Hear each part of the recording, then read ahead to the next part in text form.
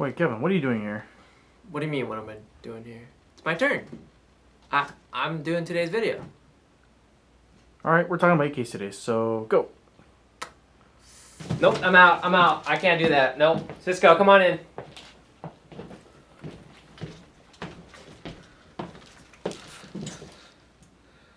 Coward. So, you want to own an M4, but you want to be a little bit different than an M4. So, you want to also ask yourself the question of, what is better? The Western NATO AR or the Soviet mayonnaise, also known as the AK? Let's find out today. Before we get started, I'd like to remind you to hit the subscribe button if you haven't already. If you enjoy watching our content, show us some love by liking the video, and ring the bell to make sure you get notified whenever we drop new content. We appreciate you all. So you want to be a little different and not run an M4 because everybody owns an M4, right? But you decided to use an AK. Congratulations, you're using the second most used rifle in Airsoft.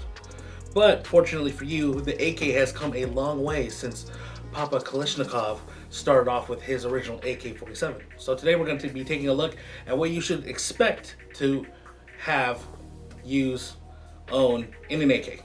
First question you're going to be asking yourself is, who actually makes an AK in Airsoft?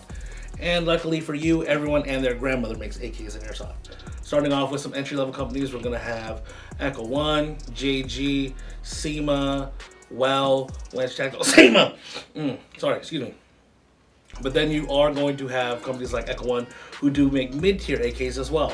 But in the mid-tier range, you're also going to see Arcturus, Lonex, G&G, KWA, I guess. Maybe they're sub-tier or sub-300.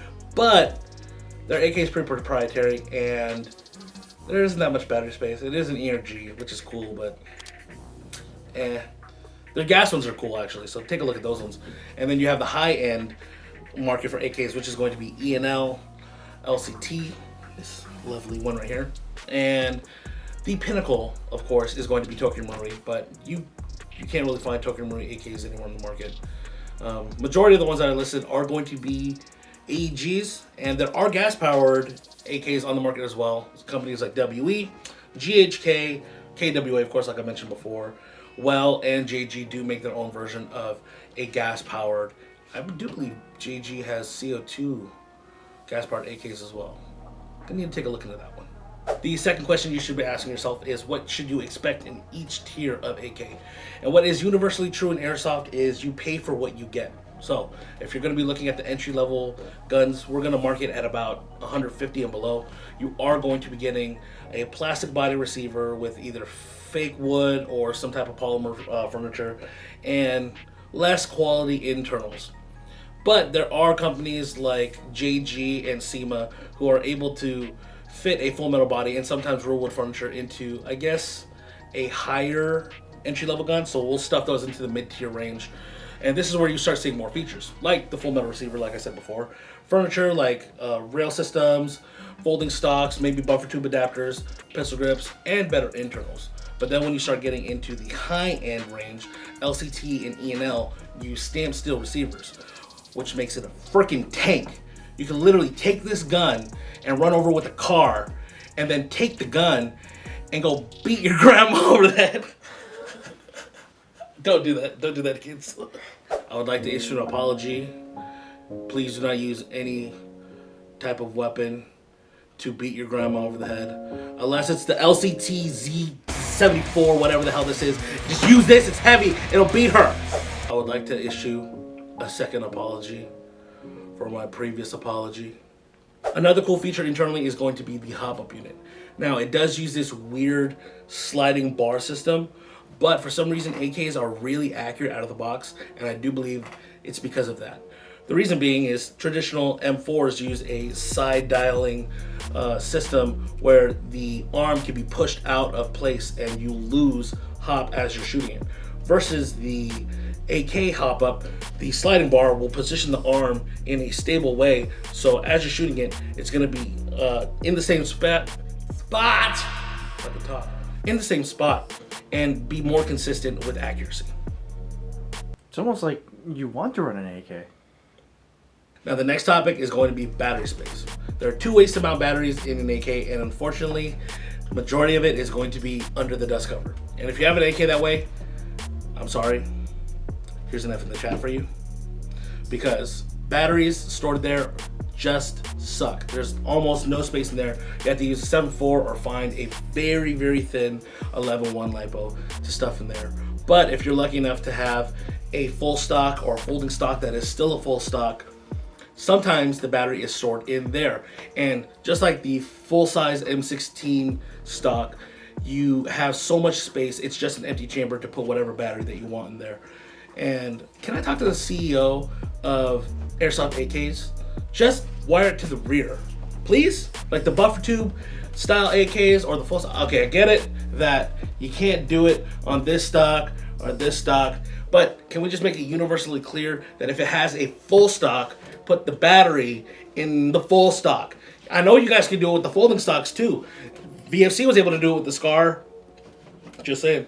Internally, all AKs are featuring a version 3 gearbox, and it's actually a very solid platform. The compression on it, spicy. For some reason, all AKs that I've ever seen are shooting over 400 FPS, normally around the 420 mark, including AK74 UNs, which have a really short barrel. But that's just a testament to how solid the gearbox is, specifically the compression. The design of it overall is actually very solid compared to a version 2 gearbox.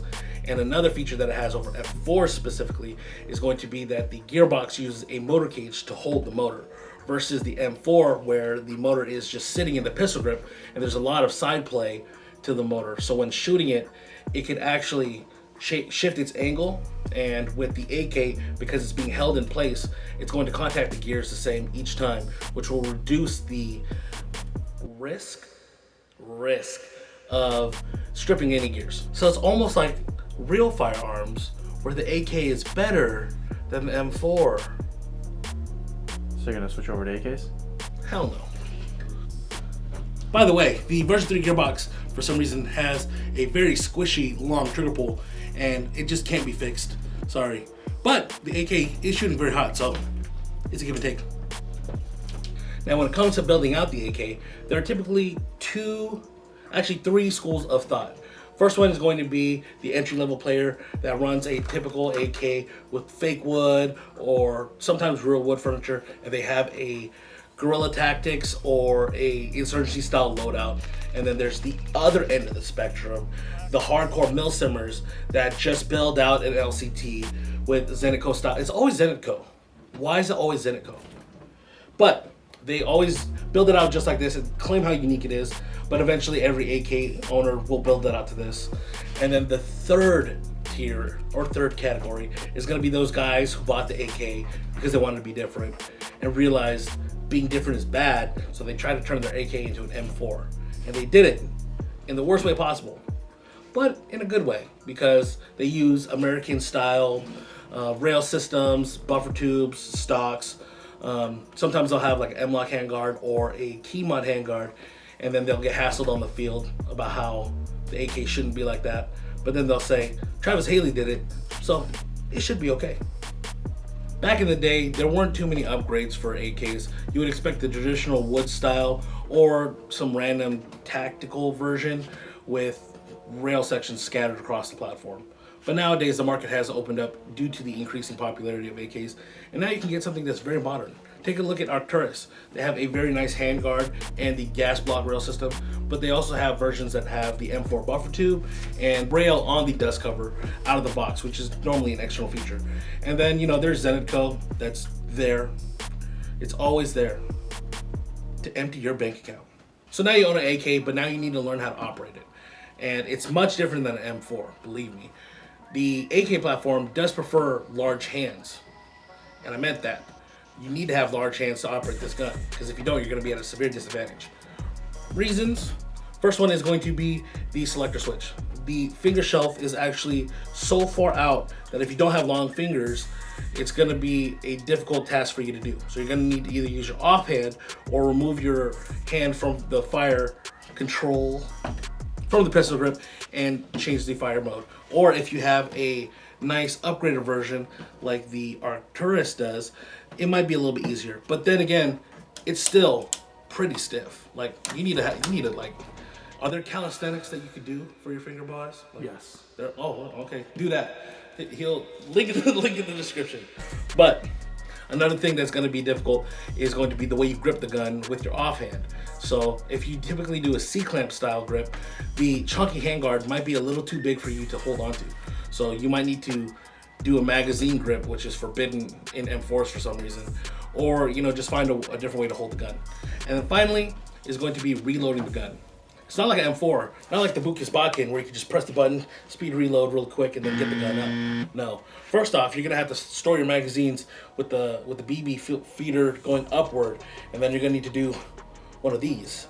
You know what I'm talking about, right? Boys, put a clip here. You need to do one of these, or you need to find a different way to reload your mags so your mag doesn't hit the dirt and destroy the springs from all the dust. The last thing to keep in mind with running an AK is going to be your optics. Now with the traditional iron sights, it's going to be sitting very low to the top of the gun, which basically is going to cut your sight picture in half. And if you do a optic toward the front rail system with the handguard, it typically puts the optic very low as well, unless you have some type of riser which makes it look weird, which you don't want to do. But then you think, hey, maybe I should do the traditional AK rail mount that gets mounted to the side and over the dust cover. But then all of a sudden your optic is too high. So, you're gonna figure out a way to do it. So just don't make it look stupid. So when it comes down to it, running the AK is actually very easy to do just because there are plenty of people that run it. The AK is actually the most popular rifle in the world, and making a loadout is actually very easy. So you could do a guerrilla warfighter, an insurgency, obviously you could do Russian loadout, or any third world military out there. You could do an AK loadout to it. Or you can bastardize it and Americanize it with, Midwest Industries or SLR Rifle Works and turn it into a not M4 and do a PMC loadout, because PMCs are always cool. So at the end of the day in Airsoft, it's about being tactical and looking cool. Kevin, find a way to run this in SPQB. No. You're gonna make me look bad in front of my people. Make sure you give us a thumbs up and subscribe for more content. We upload every Wednesdays and Fridays. I'll see you guys next time. And make sure you run an M4. Just kidding. Not really. Kevin? No. I said no. No!